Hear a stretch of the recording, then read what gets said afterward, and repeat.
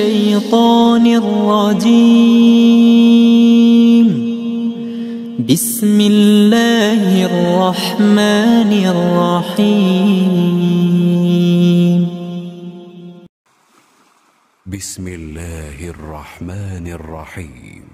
والنازعات غرقا والناشطات نشطا والسابحات سبحا فالسابقات سبقا فالمدبرات أمرا يوم ترجف الراجفة تتبعها الرادفة قلوب يومئذ واجفة أبصارها خاشعة يقولون أئنا لمردودون في الحافرة أئذا كنا عظاما نخرة قالوا تلك إذا كرة خاسرة فإنما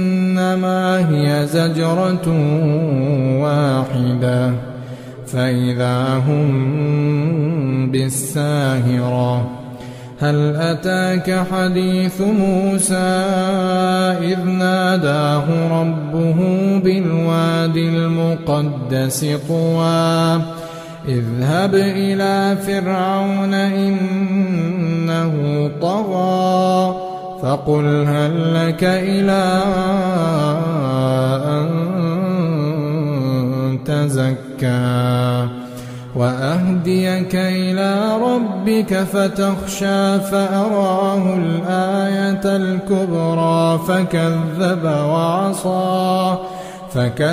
وعصى ثم أدبر يسعى فحشر فنادى فقال أنا ربكم الأعلى فأخذه الله نكال الآخرة والأولى إن في ذلك لعبرة لمن يخشى أأنتم أشد خلقا أم السماء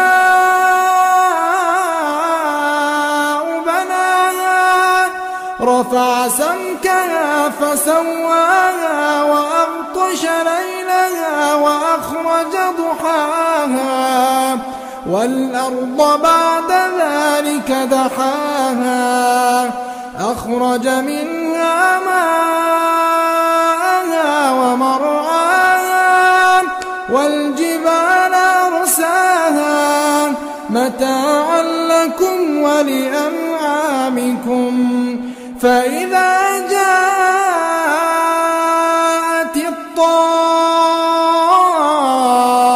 الطامة الكبرى يوم يتذكر الإنسان ما سعى وبرزت الجحيم لمن يرى فأما من طغى وآثر الحياة الدنيا فإن الجحيم هي المأوى وأما من خاف مقام ربه ونهى النفس عن الهوى فإن الجنة هي المأوى يسألونك عن الساعة أيان مرساها فيما أنت من ذكراها إلى ربك منتهاها إنما أنت منذر من يخشاها كأنهم يوم يرونها لم يلبثوا إلا عشية أو ضحاها. Untuk anak kita, jadi kalau bicara anak pesantren ini, subhanallah ya, anak kebayang bagaimana orang tua anak dulu capek mendidik anak, lelah membesarkan anak. dengan kondisi anak ya, yang ya semoga Allah mengampuni dosa-dosa anak. Kadang-kala bibi ana itu kalau ana negur anak ana yang mungkin agak nggak nurut ya, bibi ana mengatakan, Syafiq kau itu lebih parah dari itu dulu. Alhamdulillah anakmu kayak gini sekarang masih. Artinya semoga Allah mengampuni dosa-dosa kita. Dan sekarang pun ana merasakan sebagai seorang ayah, ana punya anak di pesantren, yang nomor 2 mau masuk pesantren ya. Harapan kita bisa menyediakan buat mereka lingkungan yang baik. Itu yang pertama. Ilmu insya Allah kita tahu dengan ustadz-ustadz yang ada di sana. Tapi bagaimanapun anak kita akan mempengaruhi dan dipengaruhi oleh teman-temannya juga. Maka tugas kita adalah tidak putus berkomunikasi dengan anak dan tidak putus mengontrol anak kita. Karena sebagian orang meletakkan anaknya di pesantren, udah ditunggu kapan pulang.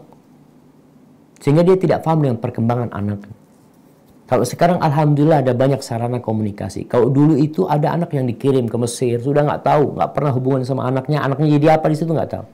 Sampai ada cerita yang dikirim ke Yaman. Dulu nih masih Pak, belum ada pesawat, belum ada telepon apa. Anaknya dikirim ke Yaman, sekolah di sana, ya nggak tahu sekolahnya apa di sana sudah. Akhirnya sang ayah dapat berita, anaknya kirim surat kalau dia mau datang. Dulu kan kita tahu orang kalau mau ke luar negeri ya harus pakai kapal layar atau kapal batu bara atau dulu ya yang biasa dipakai itu kapal uap yang biasa dipakai oleh mereka pada masa penjajahan Belanda untuk negeri itu. Akhirnya dia dapat surat anaknya mau balik. Dia tunggu, anaknya ditunggu, entah ditunggu di Priok apa di Perak. Tunggu anaknya turun dari kapal, senang lihat. Ketika ayah ngelihat anaknya itu, anaknya ternyata bawa gitar cuma. Kata bapaknya, "Dhanantu dhannan fa khaba dhanni." Aku mengira dengan persangkaan anakku jadi syekh, kata dia. Ternyata persangkaanku salah. "Dhanantu syaikhan faja'al mughanni." Aku pikir yang datang itu syekh, ternyata yang datang itu penyanyi, kata dia. Artinya orang tua ya tadi perlu mengontrol tetap anaknya ya. Sambil terus berdoa mohon sama Allah Azza wa Jalla. Kalau bicara ilmu apa, mungkin banyak ilmu yang dipelajari oleh anak kita di sekolah. Yang mungkin orang tuanya nggak dapat. Tapi bagaimana orang tua mengajak anaknya untuk mengamalkan ilmu yang dia miliki. Sehingga anak itu jadi lebih ketika pulang liburan, ya kita sampaikan mana ilmu yang kau pelajari. Tolong ibu dikasih tahu ya, adik-adikmu dikasih tahu. Mudah-mudahan dengan cara seperti itu, dia bisa lebih baik. Di pesantren dia baik dan di rumah dia bisa menjadi lebih baik. Hadza wallahu a'lam bissawab. Allah mengatakan, "Innama amwalukum wa auladukum fitnah wallahu 'indahu ajrun 'adzim." Kata Allah, sesungguhnya harta kalian dan anak kalian itu fitnah, ujian buat kalian. Dan di sisi Allah itu ada balasan yang besar. Jadi kalau bicara mendidik anak, orang tua harus sabar. Ada orang tua yang keras. Dia berpikir kekerasan itu akan meluruskan anaknya. Silahkan ketika dia memikir hal itu. Karena anak itu beda-beda karakternya. Ada anak yang kalau dikerasin malah dia berontak. Ada anak yang perlu kelembutan. Ada anak yang perlu berbicara dari hati ke hati. Kalau bicara ada anak yang kalau kasih nasihat kesel ya. Perlu dilihat apa penyebabnya dia kesel. Mungkin faktor lingkungan. Mungkin faktor teman-teman dia. Kita lihat anakku nggak seperti ini, tapi dia kok seperti ini gitu loh. Seperti anak yang sudah kecanduan oleh handphone. Ketika diambil handphonenya dia akan marah-marah. Mungkin sampai sebagian ada yang menyakitin hati mereka. Menyakitin hatinya. Ada yang masuk kamar mandi ya. Karena ada penyakit yang sudah menimpa dia. Maka orang tua harus mempelajari bagaimana ngobatin penyakit ini. Jadi bukan sekedar dia melakukan tindakan yang menurut dia baik. Tapi ternyata akan membahayakan anaknya. Kalau bicara anak sama orang tua, kita tahu kewajiban anak berbakti sama orang tua. Tapi kita pun mungkin dulu ketika muda. Dulu ketika masih remaja. Kita pun kadang-kala nggak taat sama orang tua kita. Kalau ada orang tua yang punya anak mungkin nggak taat, nggak patuh, mungkin itu ujian buat orang tuanya karena dulu dia juga pernah nggak taat sama patuh sama orang tuanya. Sehingga itu akan membuat dia meminta maaf kepada orang tuanya, berdoa kepada Allah agar diampuni dosa-dosanya.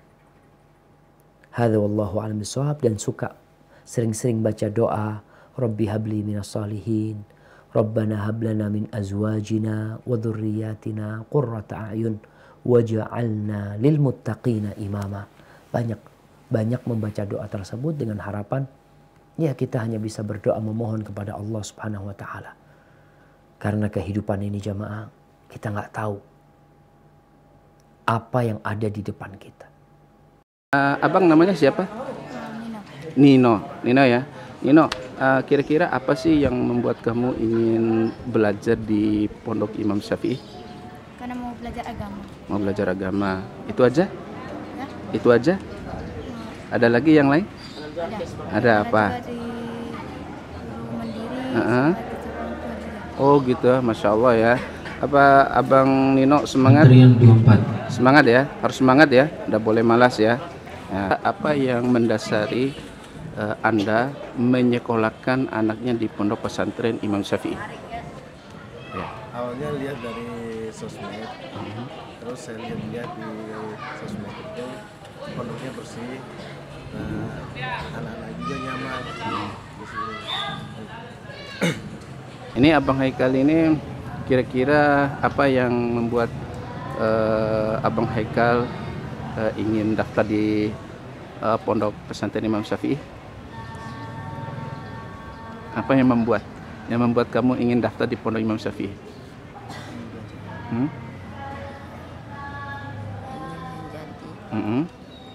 Ingin menjadi apa ya? Ustaz. Ingin menjadi ustaz, Masya Allah. Ini Abang Haikal sekarang mau masuk jenjang apa? SMP apa SMA? SMP. SMP ya. Nah, apa sih alasan yang membuat Abang Muslim itu memilih Pondok Pesantren Imam Syafi'i sebagai tempat sekolahnya? Belajarnya enak. Saya ingin menjadi ustaz. Oh, Masya Allah. Apalagi? Mau belajar agama? Saya ingin membahagiakan kedua orang tua. Oke, Masya Allah.